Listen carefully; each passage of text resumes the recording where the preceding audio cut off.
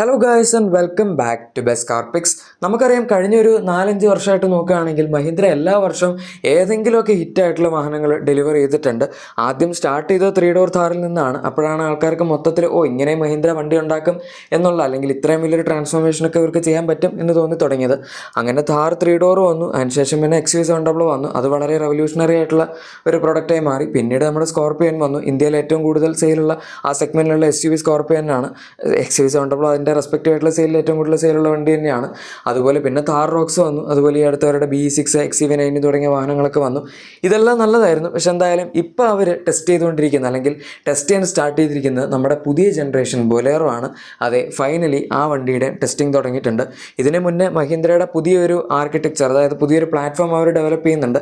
അതിൽ വരുന്ന August 15 unveil ചെയ്യുന്ന കാര്യം നമ്മൾ പറഞ്ഞിട്ടുണ്ടായിരുന്നു. ഈ വണ്ടിയും ആ പ്ലാറ്റ്ഫോമിൽ ബേസ് ചെയ്തായിരിക്കും എന്നും പറഞ്ഞിട്ടുണ്ടായിരുന്നു. ഇതൊരു വളരെ മോഡുലർ ആയിട്ടുള്ള പ്ലാറ്റ്ഫോമാണ്. ഇതിനകത്ത് പെട്രോൾ, ഡീസൽ, അതുപോലെ ഹൈബ്രിഡ്, ഇലക്ട്രിക്, പിന്നെ PHEV അതായത് പ്ലഗ് ഇൻ ഹൈബ്രിഡ് തുടങ്ങിയ എല്ലാ പവർ ട്രെയിൻ ഓപ്ഷൻസും കൊടുക്കാൻ പറ്റും എന്നാണ് മഹീന്ദ്ര പറയുന്നത്.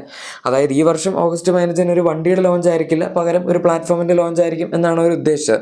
എന്തായാലും അതിന് മുന്നേയൊക്കെ തന്നെയായിട്ട് ഒരു ബൊലേറോയുടെ പുതിയ ജനറേഷൻ ടെസ്റ്റിംഗ് തുടങ്ങിയിട്ടുണ്ട്. അതാണ് നിങ്ങളിപ്പോൾ കണ്ടുകൊണ്ടിരിക്കുന്ന ഈ വണ്ടി. ആൻഡ് ഇതിൻ്റെ പ്രത്യേകത എന്താണെന്ന് വെച്ചാൽ, ഇപ്പോൾ എക്സ്റ്റീരിയറിൽ നിന്ന് നോക്കുകയാണെങ്കിൽ തന്നെ നമുക്ക് സൈസിൽ നല്ല വ്യത്യാസം കാണാൻ പറ്റുന്നുണ്ട്. കുറേയൊക്കെ സ്കോർപിയോ എൻ്റെ ഡിസൈൻ ക്യൂസ് അവിടെ ഇവിടെയൊക്കെ ആയിട്ട് വന്നിട്ടുള്ളതായിട്ട് പറയാം. പിന്നെ ഇത് മഹീന്ദ്രയുടെ വണ്ടിയാണ് എന്നുള്ളത് നമുക്ക് ഫ്രണ്ടിലത്തെ ലോഗോ കാണുമ്പോൾ മനസ്സിലാവും. പിന്നെ ഗ്രില്ലിൻ്റെ ഒരു ഡിസൈനും ഏകദേശം അതുപോലൊക്കെ തന്നെയാണല്ലോ വന്നിരിക്കുന്നത്. മഹീന്ദ്രയുടെ ഒരു ബട്ടർഫ്ലൈ പാറ്റേണിലെ ലോഗോ വന്നിട്ടുണ്ട്. ഗ്രില്ലാണെങ്കിലും ജീപ്പിൻ്റെ പോലത്തെ സെയിം മിമിക് ചെയ്യുന്ന ഗ്രില്ലാണ്.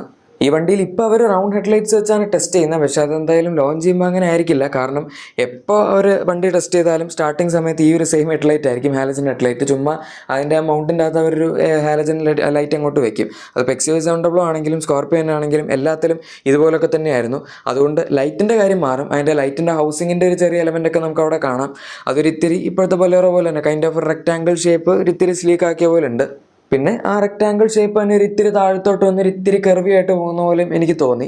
എന്തായാലും വണ്ടി ഇപ്പം ബൊലേറോ ആക്ച്വലി സബ്ഫോമീറ്റർ കാറ്റഗറിയിലാണ് വരുന്നത്. ഈ വണ്ടി കണ്ടിട്ട് സബ്ഫോമീറ്റർ ആയിട്ട് തോന്നുന്നില്ല. ഫ്രണ്ട് ചിലപ്പോൾ നിങ്ങൾക്ക് കാണുമ്പം അങ്ങനെ ആയിട്ട് പ്രത്യേകിച്ച് തോന്നുന്നില്ലായിരിക്കും. പക്ഷേ ഇതിൻ്റെ സൈഡ് പ്രൊഫൈലിലേക്ക് വരുമ്പം ഭയങ്കര വ്യത്യാസമുണ്ട്. ശരിക്കും അതിൻ്റെ അകത്ത് ഇപ്പോൾ ഈവൻ ഡോർ ഹാൻഡിൽസ് നോക്കുകയാണെങ്കിൽ തന്നെ ഫ്ലഷ് ഫിറ്റിംഗ് ഡോർസാണ് മഹീന്ദ്രൻ്റെ അകത്ത് കൊടുത്തിരിക്കുന്നത്. ഈ സെഗ്മെൻറ്റിലുള്ള ഇത്രയും റഫ് ആൻഡ് ടഫ് ആയിട്ട് അവർ ഇത്രയും കാലം ഇറക്കിക്കൊണ്ടിരുന്നൊരു വണ്ടിയിലാണ് ഇത്രയും ഫീച്ചേഴ്സ് വരുന്നതെന്നും കൂടെ ആലോചിക്കണം. പിന്നെ സൈഡ് മിറേഴ്സ് ഒക്കെ നമ്മൾ സ്കോർപിയോനിൽ കണ്ട അത്രയും വലിയ മിറേഴ്സ് തന്നെയാണ്. ആക്ച്വലി ഇതിൻ്റെ അലോയ്സിൻ്റെ ഡിസൈനും കൈൻഡ് ഓഫ് സ്കോർപിയോൻ പോലൊക്കെ തന്നെയുണ്ട്. 18 ഇഞ്ച് ആണെന്ന് തോന്നുന്നു കണ്ടിട്ട്.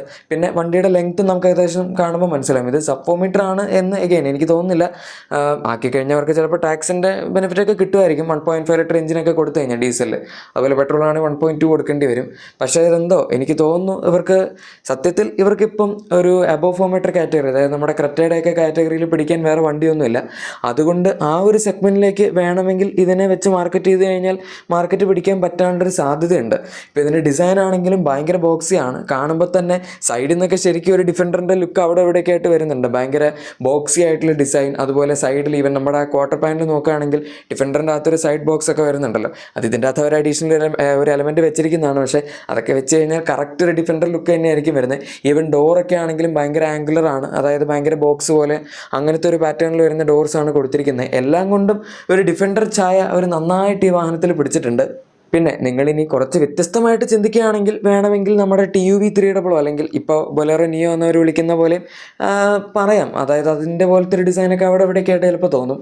ഇനിയിപ്പോൾ റിയർ ഡിസൈൻ നോക്കുകയാണെങ്കിലും പ്രത്യേകിച്ച് വ്യത്യാസമൊന്നുമില്ല. ഇതിനകത്ത് വെച്ച് നമ്മൾ സ്കോർപിയോനിൽ കണ്ടതുപോലെ എല്ലാവരും വാഗണാറിൻ്റെ ടൈലൈറ്റ് എന്ന് പറഞ്ഞ് കളിയാക്കിയല്ലോ, അതുപോലത്തെ ഒരു സാധനം മുകളിലേക്ക് കയറി നിൽക്കുന്ന പോലെ തോന്നുന്നുണ്ട്. കാരണം വിൻഷീൽഡ് ഏരിയ ബാക്കിൽ വളരെ ചെറുതാണ്.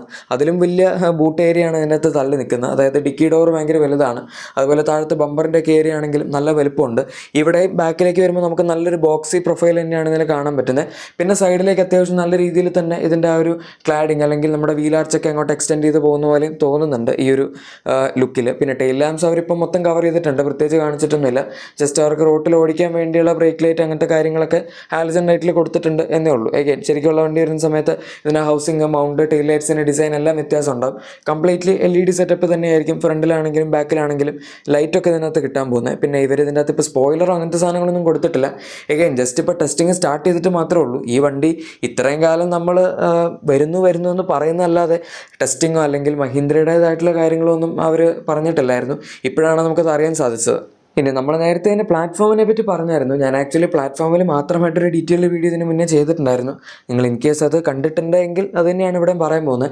അതായത് സംഭവം എന്താണെന്ന് വെച്ചാൽ മഹീന്ദ്രയുടെ പുതിയ NFA എന്ന് പറഞ്ഞ ന്യൂ ഫ്ലെക്സിബിൾ ആർക്കിടെക്ചർ പ്ലാറ്റ്ഫോമിലാണ് ഈ വണ്ടി വരുന്നത്. അതുകൊണ്ടാണ് ഇത്രയും പവർ ട്രെയിൻ ഓപ്ഷൻസ് സപ്പോർട്ട് ചെയ്യുന്നത്. ഇതിൻ്റെ അകത്ത് തന്നെ ബൊലേറോ EV ഒക്കെ വരുമെന്നും പറയുന്നുണ്ടായിരുന്നു. പിന്നെ നമ്മുടെ താർ EV അങ്ങനത്തെ വാഹനങ്ങളൊക്കെ ഇതിനകത്ത് വരാൻ സാധ്യതയുണ്ട്.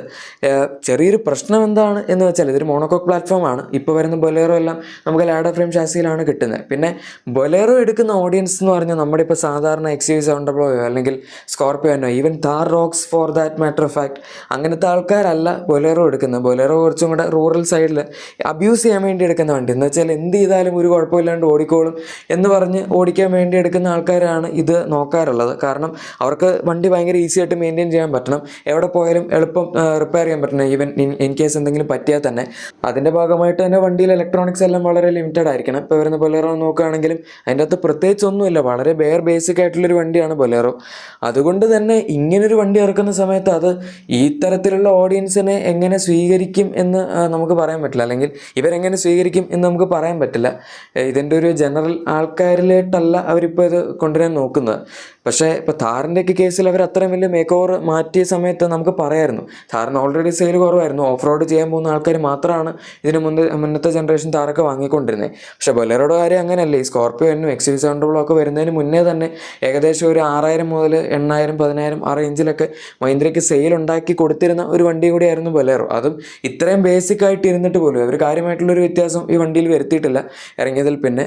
സോ ഇത്രയും സെയിൽസ് ഉള്ളൊരു വണ്ടിയിൽ അവരിങ്ങനൊരു വളരെ റാഡിക്കലായിട്ടുള്ള ചേഞ്ച് വരുത്തി ഈവൻ മോണോകോക്ക് പ്ലാറ്റ്ഫോം കൂടെ ആക്കി ഫ്രണ്ട് വീൽ ഡ്രൈവും കൂടെ ആക്കുകയാണെങ്കിൽ പിന്നെ പറയണ്ട, ഓൾ വീൽ ഡ്രൈവ് കൊടുക്കുമായിരിക്കും. പിന്നെ ഇലക്ട്രിക് ആണെങ്കിൽ റിയർ വീൽ ഡ്രൈവ് അവർക്ക് കൊടുക്കാവുന്നേ ഉള്ളൂ. ഇപ്പം നമ്മുടെ പുതിയ BEV അല്ലെങ്കിൽ നമ്മുടെ XUV9 B6 ഒക്കെ വന്നതെല്ലാം റിയർ വീൽ ഡ്രൈവ് തന്നെയാണ്. സോ അത് കുഴപ്പമില്ല. പക്ഷേ എന്നാലും അവർ ബേസിക് വണ്ടി ഇറക്കുമ്പോൾ അത് ഫ്രണ്ട് വീൽ ഡ്രൈവ് ആക്കി ഇറക്കി കഴിഞ്ഞാൽ കംപ്ലീറ്റ് പണി പാളും. അല്ലെ പിന്നെ ഇങ്ങനത്തെ ഓഡിയൻസിന് വേണ്ടി മാത്രമായിട്ട് ഈ ബൊലേറോ ഒരു ഫ്ലീറ്റ് യൂസ് അല്ലെങ്കിൽ അങ്ങനത്തെ എന്തെങ്കിലുമൊക്കെ പർപ്പസിന് വേണ്ടി സൈഡിൽ ഇതും കൂടെ വിൽക്കുകയാണെങ്കിൽ വലിയ കുഴപ്പമുണ്ടാവില്ല. പക്ഷെ അല്ലാത്ത പക്ഷം എനിക്കറിയില്ല. എന്തായാലും അവർക്ക് വേണമെങ്കിൽ നമ്മുടെ ഒരു ക്രെറ്റ സെൽറ്റോസ് ആ ഒരു കോമ്പറ്റീഷനിൽ പിടിക്കാൻ പറ്റിയ നല്ലൊരു നീക്കമായിരിക്കാം ഈ വണ്ടി വെച്ച് അവർക്ക് ചെയ്യാൻ പറ്റുന്ന. മൊത്തത്തിൽ കാണുമ്പോഴൊക്കെ നല്ല വലുപ്പമുള്ള സൈസുമാണ്. മഹീന്ദ്രയുടെ ഒരു ടിപ്പിക്കൽ SUV ഡിസൈൻ അത് തന്നെയാണ് അവർ ഇതിനകത്ത് പിടിച്ചിരിക്കുന്നത്. നല്ല അതായത് പ്രൈസിനേക്കാൾ കൂടുതൽ സൈസ് കൊടുക്കുക എന്നുള്ളതാണ് മഹീന്ദ്ര എപ്പോഴും ഫോക്കസ് ചെയ്യുന്നത്. നമുക്ക് ആൾക്കാർക്ക് വേണ്ടത് അത് തന്നെയാണ്. കൊടുക്കുന്ന പ്രൈസിന് അതിലും കൂടുതൽ സൈസ് ഉണ്ടെങ്കിൽ ആൾക്കാർ വാങ്ങിക്കോളും. സ്കോർപ്പിയോനൊക്കെ അതുകൊണ്ടാണ് ഇത്രയും സെയിൽ വരുന്നത്. വണ്ടിയുടെ ടോപ്പിന് നമുക്കൊരു 30 ലക്ഷം രൂപയ്ക്ക് കിട്ടും. പക്ഷേ സ്കോർപ്പിയോന് എന്ന് പറയുമ്പോൾ ഏകദേശം കുറച്ചുകൊണ്ട് അത്രയും സൈസും ഉണ്ട്. അത്രയില്ല, പക്ഷെ എന്നാലും അതിനേക്കാൾ ഒരു ഇത്തിരി കൂടി ചെറുതാണെന്നുള്ളൂ. ഏതായാലും ഇപ്പോഴത്തെ ബൊലേറോയുടെ പ്രൈസ് സ്റ്റാർട്ട് ചെയ്യുന്നത് 9.8 lakhs നിന്നാണ്. അധികമൊന്നും ഇല്ല, 10.8 lakhs വരെ പോകുന്നുള്ളൂ. ഒരുപാട് വേരിയൻസ് ഒന്നും ഇല്ല. ഈ വണ്ടി വരുമ്പോൾ എന്തായാലും ഒരുപാട് വേരിയൻസ് ഓപ്ഷൻസ് ഒക്കെ ഉണ്ടാകും. അത് നമുക്ക് നോക്കാം. ഇതിനെപ്പറ്റിയുള്ള നിങ്ങളുടെ അഭിപ്രായം താഴെ കമൻസിൽ പറയാം. അതുപോലെ എക്സിസ്റ്റിംഗ് വാഹനത്തിന് എന്തെങ്കിലും ചെറിയ ആക്സസറീസോ ക്ലീനിങ് പ്രൊഡക്ട്സ് ഒക്കെ വേണമെങ്കിൽ നമ്മുടെ ഡിസ്ക്രിപ്ഷൻ അല്ലെങ്കിൽ പ്രൊഡക്ട്സ് ടാഗും കൂടെ തീർച്ചയായും ചെക്കൗട്ട് ചെയ്തേക്കാം. വീഡിയോ ഇഷ്ടപ്പെട്ടെങ്കിൽ മറക്കാതെ തന്നെ ലൈക്കും സബ്സ്ക്രൈബും ഷെയറും ചെയ്യുക. നമുക്ക് മറ്റൊരു വീഡിയോയിൽ കാണാം. Thank you for watching my video and good bye.